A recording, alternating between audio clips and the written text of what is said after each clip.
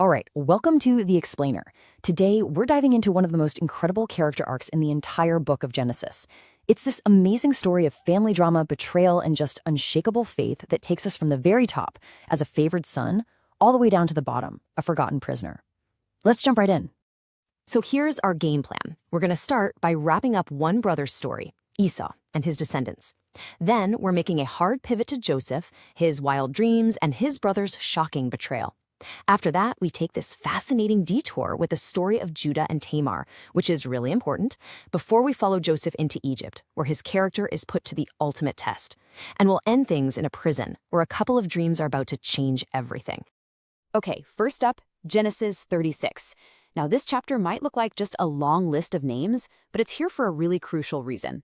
Think of it like the story is passing the baton. The narrative is officially closing the book on Esau so that the spotlight can turn and focus entirely on the family of his twin brother, Jacob. Remember that prophecy given to their mother, Rebekah? 2 nations are in thy womb? Well, this is it, happening in real time. The text tells us that Jacob and Esau had to go their separate ways because they'd become so wealthy, so much livestock, so many possessions, that the land just couldn't support both of them.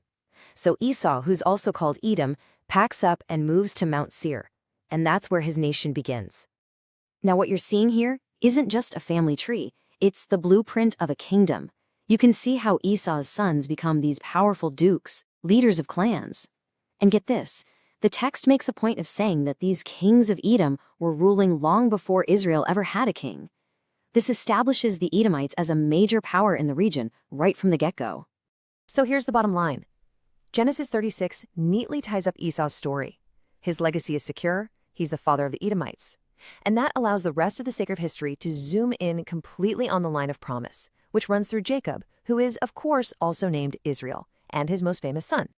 And now we meet our main character, Joseph.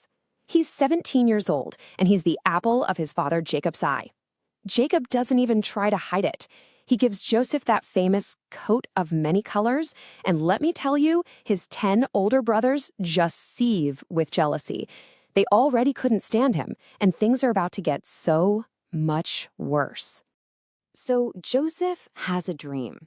And, in his youthful innocence, or maybe a little bit of arrogance, he tells his brothers all about it. He dreams they're all out in a field tying up bundles of grain, and all of a sudden his bundle stands up straight, and all of their bundles gather around and bow down to it. As you can imagine, that did not go over well. They're like, "Oh, so you think you're going to rule over us, do you?" And they hated him even more for it. But he's not done. He has another dream, and this one's even more over the top. He sees the sun, the moon, and 11 stars all bowing down to him. This time, he tells everyone, his brothers and his father. I mean, the symbolism is pretty obvious, right? Dad, mom, and all 11 brothers are going to bow to him. Even Jacob calls him out on it, but then the text gives us this crucial little detail. His father observed the saying. He didn't forget it. He tucked it away in the back of his mind. Well, it doesn't take long for all that simmering hatred to just boil over. The brothers see Joseph coming to find them out in the fields, and their first thought, let's kill him. But Reuben, the oldest, steps in. He doesn't want his brother's blood on their hands, so he says, "Hey, let's just throw him in this empty pit." He was secretly planning to come back and rescue him later. But while Reuben's gone, Judah comes up with a different plan. He says, what do we actually gain if we kill him? Why don't we sell him instead? 20. That was the price. For 20 pieces of silver, they sold their own flesh and blood into slavery. It's just such a cold, transactional detail. Then they take his special coat, dip it in the blood of a goat, and bring it to their father, letting him believe that a wild animal ripped his favorite son to shreds. And it sends Jacob into a grief so deep, he just refuses to be comforted. So right as Joseph's terrifying journey into Egypt is beginning, the whole narrative just hits pause. Chapter 38 can feel like a really jarring interruption, but it is placed here for a very specific reason. It's a messy, complicated story all about Judah, the very same brother who suggested selling Joseph. And this chapter gets into these really heavy themes of responsibility and justice in a way that creates a powerful contrast to Joseph's own story. Okay, let's try to break this down. Judah's daughter-in-law Tamar becomes a widow twice. Now, according to the customs of the day, she was supposed to be given to the next son, Shelah, to carry on the family name. But Judah gets scared that Shelah will die too, so he breaks his promise and holds him back. Seeing no other way to get justice, Tamar takes this incredibly desperate step. She disguises herself and manages to secure her family line directly through Judah himself, taking his personal seal, his bracelets, and his staff as a pledge. So 3 months later, word gets out that Tamar is pregnant, and Judah, in a moment of just stunning hypocrisy, orders that she be burned for it. But Tamar has the receipts. She sends back the items Judah gave her, and he is forced to look his own failure right in the face. His public confession is a massive turning point. He says, she is more righteous than I am because he failed to do his duty. It's this huge moment of accountability that's really going to shape who he becomes. And now we switch back to Joseph. He's been dragged down to Egypt and sold to a man named Potiphar, the captain of Pharaoh's guard. I mean, think about it. Joseph has gone from being the beloved son to a slave in the house of a powerful Egyptian official. His situation could not possibly be worse.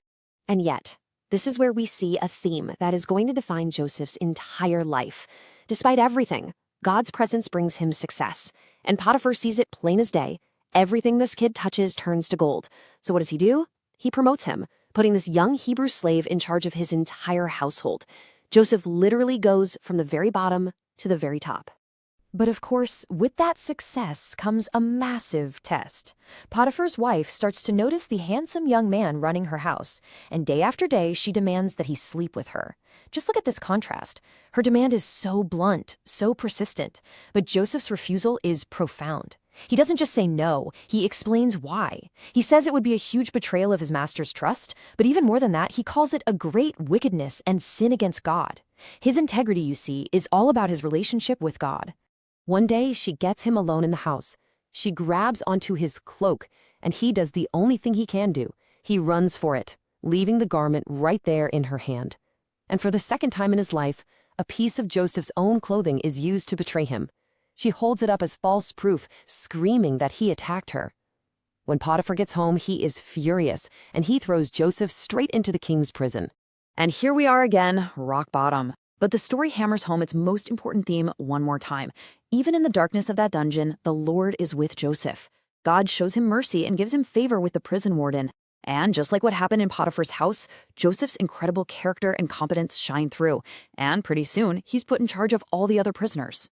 Now, inside these prison walls, Joseph's story takes another fateful turn. Two new, very important prisoners show up, Pharaoh's chief cupbearer and his chief baker. They've messed up somehow, and they've been thrown into the same prison. And it's right here that Joseph's God-given gift for understanding dreams, the very thing that got him into all this trouble in the first place, is about to reemerge as the key to his entire future. So one morning, Joseph sees that both men are really down, and he asks them what's wrong. They say, "We had a dream, and there's no one here to interpret it." And Joseph's response is so important. He says, "Don't interpretations belong to God? Tell me." So the butler describes his dream about a vine and serving wine to Pharaoh, and Joseph says, "Good news. In 3 days, you're getting your job back." While the baker, encouraged by this, shares his dream about birds eating bread from baskets on his head. And the interpretation for him is grim. In 3 days, you're going to be executed. After giving the good news to the cupbearer, Joseph makes this personal, heartfelt plea. It's a real moment of raw humanity. He asks the guy to please remember him when he gets out. He lays it all out. "I was stolen from my home. I've done nothing to deserve being in this dungeon." This is his one shot, his one possible human connection to the outside world. And just like Joseph said, on the 3rd day, which happened to be Pharaoh's birthday, it all came to pass. The chief butler was restored to his office, and he was once again placing the cup in Pharaoh's hand.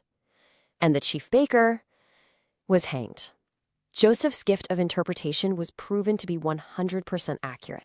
But here it is, the final, crushing blow of this whole section. Despite the perfect prophecy, despite Joseph's desperate plea, the man whose life was essentially saved, the man who owed him everything, just forgot. A glimmer of hope was raised, only to be totally snuffed out. Joseph is left behind to rot in prison, seemingly forgotten by everyone. And this just leaves us with this huge, profound question. We've followed Joseph from a place of honor, to a pit, to slavery, and now to a forgotten prison cell. It seems like every time he does the right thing, he suffers for it. Every time he's faithful, he's betrayed or forgotten. The story leaves him there, in the dark, and it forces us to ask, how do you hold on to faith when everything in your life seems to be screaming that it's pointless? It's a question that perfectly sets the stage for the unbelievable events that are just around the corner.